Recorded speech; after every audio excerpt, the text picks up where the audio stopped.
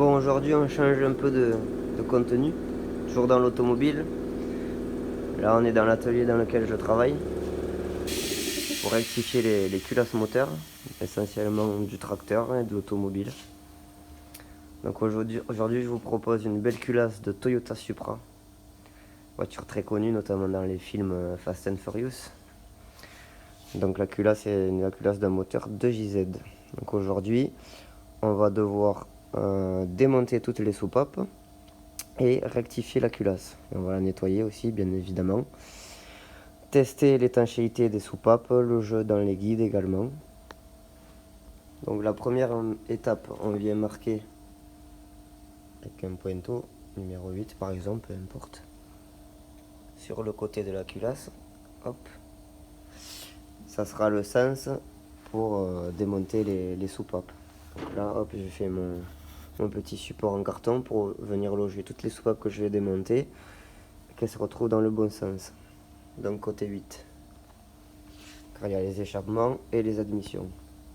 Ensuite, on vient ce qu'on appelle brider la culasse, c'est-à-dire la maintenir avec ces outils-là, par exemple. Tac. De chaque côté. Et devant, si on a la place d'y mettre un serre-joint, ça serait pas mal aussi, parce qu'elle va avoir tendance à se lever un peu. Vu que là, le plan, on va devoir l'incliner, car les soupapes, elles sont inclinées. Je sais pas si vous voyez, hop. Donc pour que l'outil, la presse, soit en face, il va falloir incliner le plan qui se dévisse ici, des deux côtés. Et pour ça, il faut bien maintenir la culasse, même si, bon, ça c'est quand même un truc anti-dérapant, mais par sécurité, moi je préfère toujours brider comme il faut. Ensuite, petite technique en général, il y a certaines culasses, on peut pas faire cette technique, mais bon, la plupart du temps oui, pour savoir quelles sont les soupapes d'échappement et d'admission. On prend un aimant, ça ce bâton là c'est un aimant. Alors les échappements en général, elles n'aimantent pas. Donc là, on voit bien que le bâton il aimante pas, ça serait les échappements. Si on se met là, hop, et qu'on lâche le bâton sur les admissions, on voit que ça colle. Donc ça ce sont les admissions. Et en général aussi, les admissions restent relativement plus grandes que les échappements, les soupapes. Alors on va commencer par enlever toutes les soupapes échappements, parce qu'on voit que là, l'outil, ça va pas passer si on veut enlever tout en même temps. Ou ça serait très juste, mais bon, moi je préfère faire d'abord les échappements, après je redécalerai ma culasse pour faire les admissions. Voilà la culasse bridée comme il faut. Maintenant on va venir jouer avec les réglages pour incliner la table. Là on est pas mal. Après, il faut choisir le bon embout pour la presse. Donc là on voit qu'on a le choix. On vient se mettre bien en face, que ce soit dessous et en haut. C'est important pour rien abîmer. Et après, on appuie sur monter et descendre.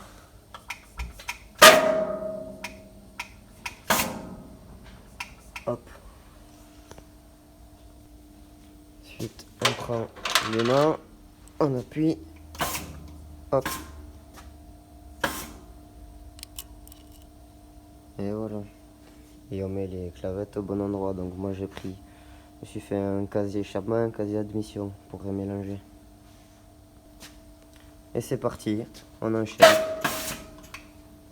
Hop. Les ressorts, pareil. Souvent il y a un sens. Sur celui-là, je sais pas si on va le voir. Souvent ils mettent des marquages vers le bas. Ça veut dire que c'est le sens, ça se met comme ça.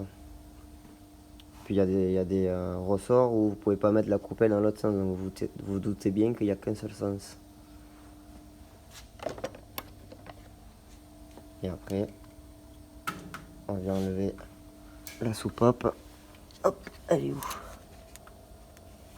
Tac. On le met. Échappement. Et c'est parti pour le début d'une longue série. Une fois qu'on a enlevé nos 12 soupapes, on va venir enlever nos joints de queue de soupape qu'on voit ici, qui eux sont très importants pour le fonctionnement du moteur. Ils sont là pour lubrifier de manière précise entre les guides de soupape qu'on va voir et les soupapes qu'on vient de démonter. Alors si ils sont vraiment usés, qui laissent passer trop d'huile. C'est pas bon pour le moteur, souvent des pertes de puissance, des grosses fumées à l'échappement. Et à l'inverse, ils ne laissent pas passer la petite quantité qu'il faut pour lubrifier. Les soupapes risquent de se gripper. Donc même au remontage, c'est important de mettre un filet d'huile sur les tiges. Alors pour ce faire, on utilise cette pince. Hop. Et ça vient. Bon là ça vient parce que ça a été changé il n'y a pas longtemps. Mais en général, ça peut rester collé. Alors la technique c'est soit, des fois il faut les cramer entièrement au briquet, ou alors les mettre à tremper dans le bain à 60-65 degrés pendant un certain temps pour commencer à les décoller. Et là ça vient bien. Et ensuite on vient les mettre rangés comme les clavettes, et elle ressort dans le bon sens. Là où il faut être vigilant quand on enlève les soupapes et les joints de soupape, souvent au fond vous avez des coupelles métalliques. Je sais pas si elle va venir à l'aimant. Voilà. Hop. Et ça faut pas l'oublier aussi. Donc on le range là où il faut. Tac. Une fois qu'on a viré tous les échappements, on s'attaque aux admissions. Donc j'ai recalé ma table. Et là j'ai mis les repères au passage, admission, échappement. Parce que le remontage ça sera pas moi, ça sera le client pour celle-là. Donc je vais tout lui indiquer comme il faut et tout ça. Et on poursuit, on enlève les jeunes queues de soupape, les coupelles toujours. On va mettre la petite culasse, enfin petite, elle est quand même pas mal en longueur. Bon, comparé à celles qu'on fait les plus grosses, ça c'est de la fonte, elles font 80 cm sur les tracteurs. Elles pèsent un âne mort, il vous faut les poser à la chèvre et tout à deux. Mais celle-là quand même c'est un beau bébé, en alu, essence. On va la mettre dans la désuleuse au fond là-bas. La laveuse désuleuse, mais bon on va dire plutôt désuleuse parce que ça vous enlève pas totalement la crasse, il vous faut brosser tout ça. Mais ça va m'enlever encore ce qui reste le plus gros en huile. Et après je finirai la brosse métallique.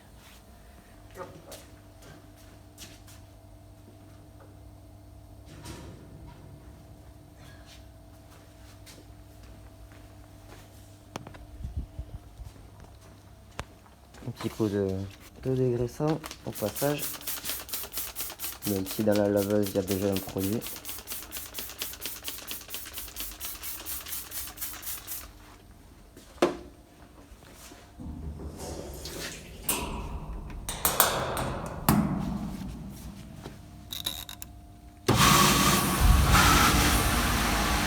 En attendant que ça déshuile, on va venir brosser et nettoyer toutes les soupapes.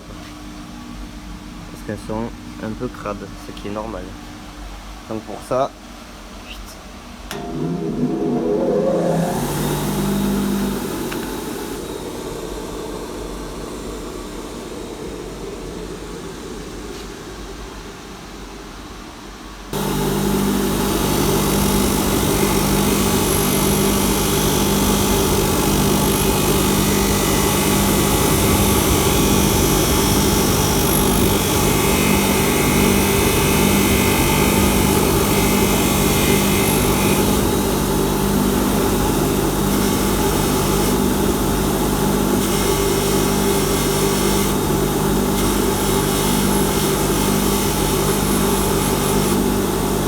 bon, après un brossage, c'est un peu mieux. Mais on voit que bon, ces soupapes là, elles ont vécu quand même. Elles sont marquées.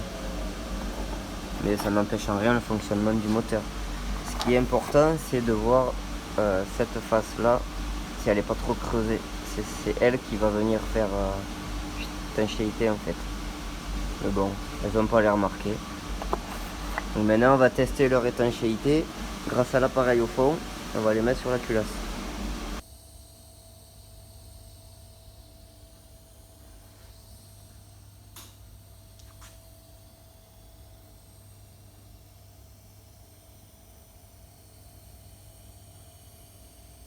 On va venir mettre en place les soupapes pour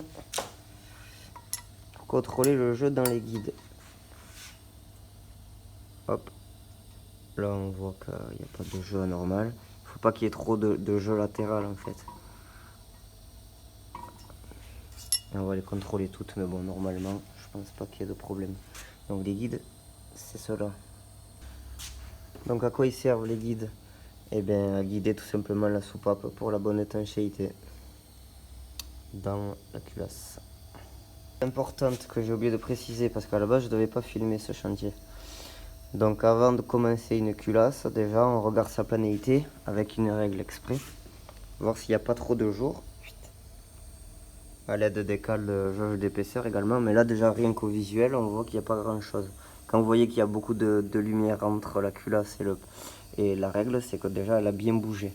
Et ça vaut pas forcément le coup des fois de la surfacer, c'est qu'elle est vraiment morte. Elle a vraiment trop travaillé. Donc celle-là on voit bien que bon, elle n'avait pas de soucis. Les jauges d'épaisseur on les a là-dedans avec les différentes tailles. Hop. Alors oui. Donc nous sur les culasses, sur les essences, moi je vais jusqu'à, j'enlève 2 dixièmes. Parce qu'on a toujours l'impression qu'ils enlèvent beaucoup, qu'on enlève beaucoup, mais non. Donc 1 dixième, 0,10, c'est ça, c'est ridicule. Et jusqu'à 20, ça donne ça. Venir brosser au niveau des sièges des soupapes avec tous les différentes brosses que j'ai.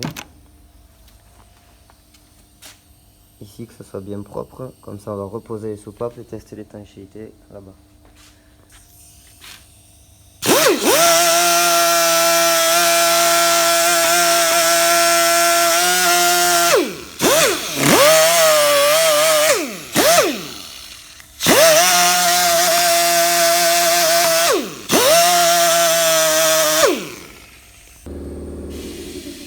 Là, ça me plaît davantage. Donc les sièges, eux, ils sont là pour faire étanchéité avec la soupape. Donc là, ils n'ont pas l'air trop abîmés, parce que quand ils sont trop piqués et abîmés, il faut les refaire avec cette machine. Hop.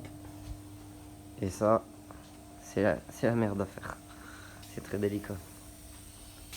Alors, pour tester l'étanchéité des soupapes, c'est par dépression que ça se fait. Grâce à cet appareil. Et les divers embouts. Donc là, on va mettre l'embout adapté pour aller sur chaque conduit et tester l'étanchéité des soupapes. Allez, c'est parti.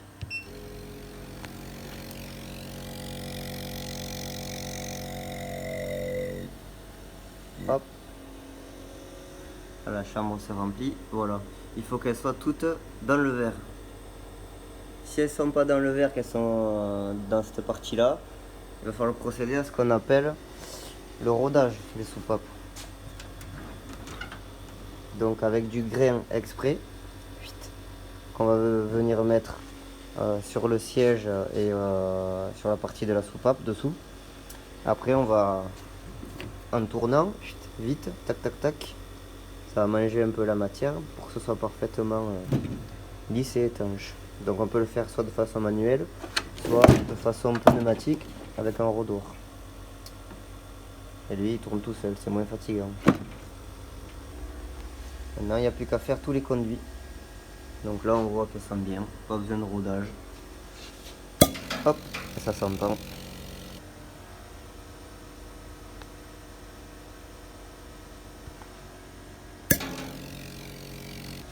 Par exemple, bon, on est à la limite. Ce que je vais faire, c'est que je vais roder.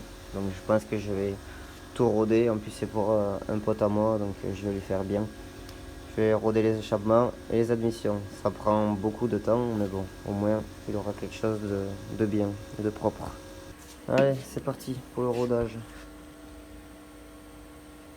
Donc on vient mettre toute l'extrémité de la soupape.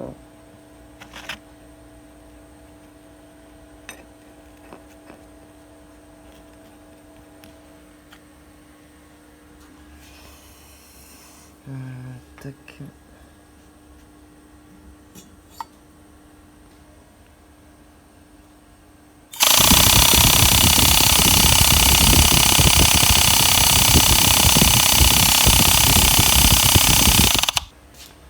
Et à chaque fois on vient nettoyer la pâte à rôder qui reste. Très important parce que sinon, attention les dégâts dans le moteur après. On vient nettoyer comme il faut et on reteste. On va voir ce que ça donne. On voit qu'il y a du mieux, donc il faut continuer. Alors vraiment le top du top, ça serait d'arriver tout en bas à 0,80. C'est un peu long mais ça se fait.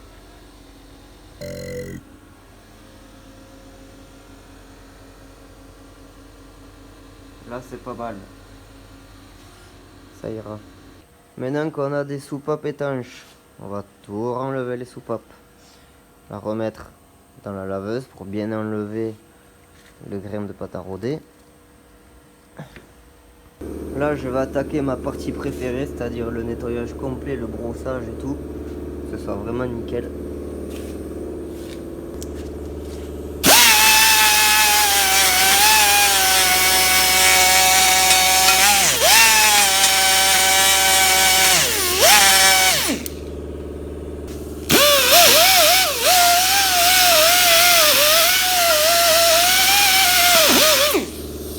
Là, déjà ça va bien mieux.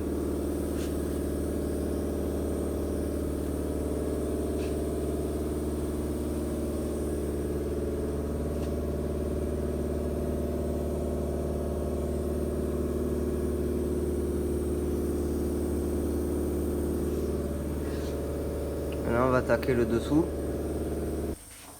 L'arrière, ça c'est de l'huile qui est cramée. Voilà ce que ça donne. On va essayer de nettoyer ça quand même.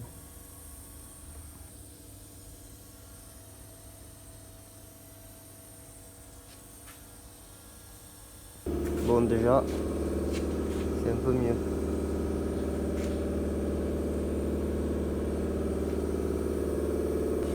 Alors avant de rectifier le plan de joint qui est de l'autre côté, il faut toujours ébavurer bien comme il faut les angles. Parce que ça, sur la machine, c'est quelques centièmes voire dixièmes des fois. Et la culasse n'est pas droite. Voilà sur l'étape finale, le surfaçage du plan de joint. Donc en premier temps, comme quand on enlève les soupapes, on va brider la culasse pour pas qu'elle ne bouge. Déjà il faut s'assurer qu'elle boite pas, c'est-à-dire qu'elle soit pas bancale, c'est important. Celle-là elle est pas facile à brider parce que il y a les petits culots et tout ça et on peut pas les enlever, j'ai regardé. Donc je vais les caler comme ça, les culots sont là et je vais voir comment je vais brider.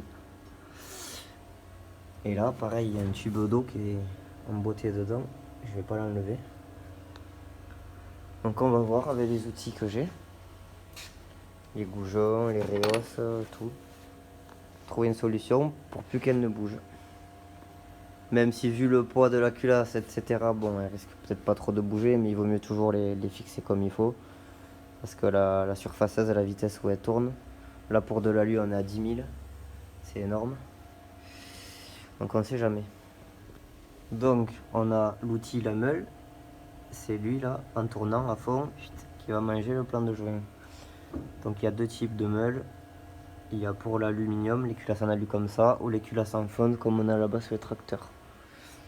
Donc la seconde elle est là, dans sa boîte. Et donc on a deux vitesses de rotation différentes en fonction de la culasse. Donc là on va tourner à 10 000.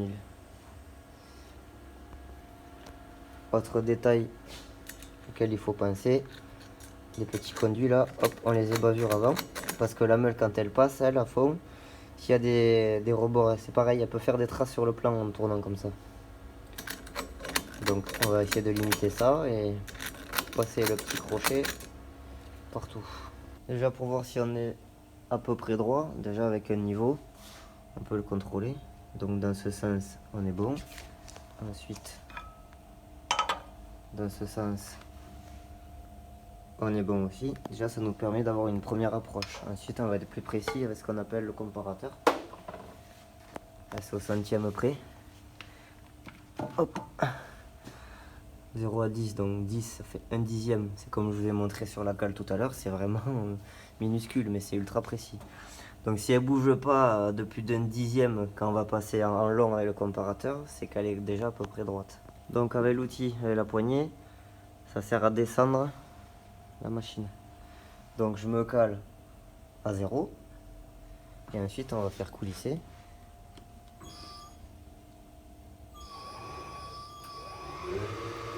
Voir de combien elle bouge. Là elle a l'air de rester à 0,5. Impeccable. Ça prouve qu'elle est bien droite. Dans ce sens. Du coup je vous montre mon montage de bride final que j'ai fait. Je me suis pris, il faut toujours se prendre sur des zones plates. C'est le mieux. Et après, que ce soit à peu près le plus horizontal possible. Et surtout que les goujons que vous mettez ne dépassent pas le plan de joint évidemment, sinon vous bousillez tout. Donc là on est bon. On ne dépasse pas. Vite. Là je me suis bridé comme ça. Donc j'ai dû mettre une vis à l'emplacement des goujons d'origine. Parce que j'avais pas de bonne prise en fait pour prendre les supports et les pompes. Comme ça s'appelle les pompes. Elles sont réglables évidemment. Donc je me suis mis sur une vis, hop. J'ai serré. Et là sur un endroit plat. Donc là elle bougera pas. Un dernier coup de râpe de lime dans les angles. Et on va pouvoir débuter le surfaçage. Évidemment, on va régler l'outil avec une précontrainte, c'est-à-dire qu'on va laisser de l'écart de 2 dixièmes, donc jusqu'à 20. C'est la sécurité. C'est-à-dire qu'on va placer la meule à 2 dixièmes au-dessus, parce qu'on ne va pas évidemment la faire plonger d'un coup, sinon on bousille tout. Donc on va la mettre à 2 dixièmes, et je vais descendre petit à petit, gentiment avec la poignée, jusqu'à ce que ça commence à effleurer le plan, et on va avoir quelques petits copeaux. C'est que là, ça va commencer à toucher le plan de joint.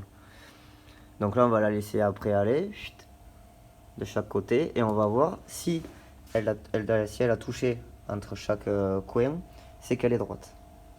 Si par cas, d'un côté ou de l'autre, ça n'a pas touché, c'est qu'il va falloir la recaler. C'est-à-dire qu'on va mettre des feuilles de papier très fines, comme des papiers à cigarette ou du papier de journal, là, du côté où il faut relever la culasse. C'est vraiment précis, comme j'ai dit, ça se joue à très très peu. Donc des fois on met des papiers pour la relever et après elle est droite et ça va venir. Mon outil normalement est réglé à 0,2. Si on appuie, hop, voilà, là il touche et là on est à peu près à 0,2. On va contrôler toujours que ça touche pas la pastille. Donc on va faire coulisser et on va regarder si ça touche pas. En l'occurrence, ça ne touche pas.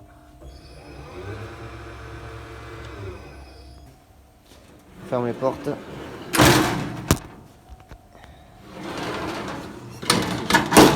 Donc on est à 10, là on est à 5.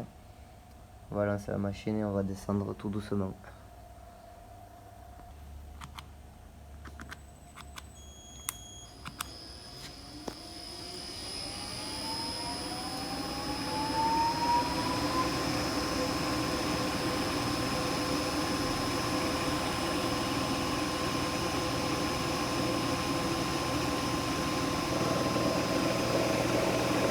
Là, on descend doucement.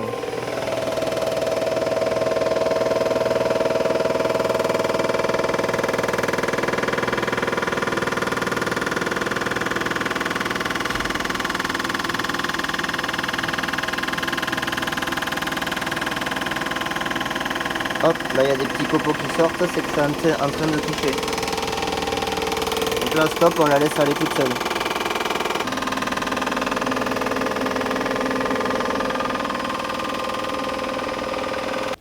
Bon là ça a touché là et là, ça veut dire que derrière il faut relever.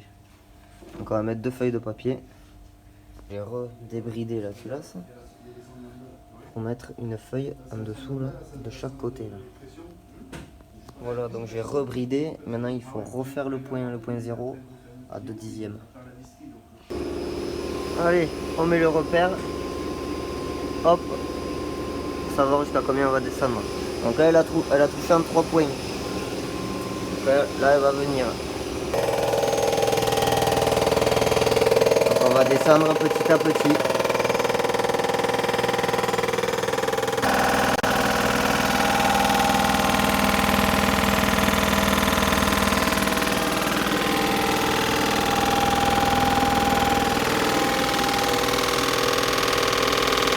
Donc on va continuer jusqu'à ce qu'il n'y ait plus du tout de traces sur le plan de joint.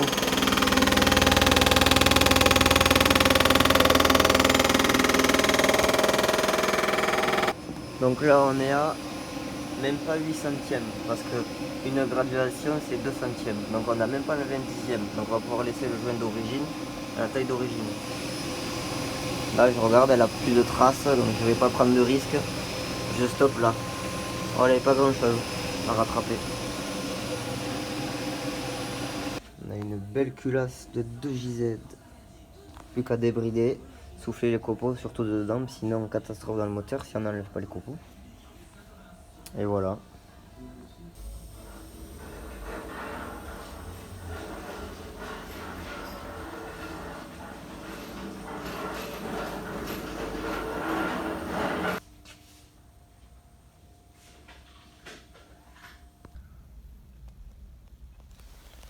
Bon ben voilà, le petit défi est réussi de la 2JZ. Ouais, je suis content, ça fait que 8 mois que je suis dans le métier, donc je me suis bien débrouillé. C'était un petit défi personnel pour moi de faire cette culasse en totale autonomie. Donc j'espère que ça vous a plu et peut-être que je referai des vidéos comme ça sur mon travail, c'est quand même intéressant comme boulot. Voilà, à bientôt.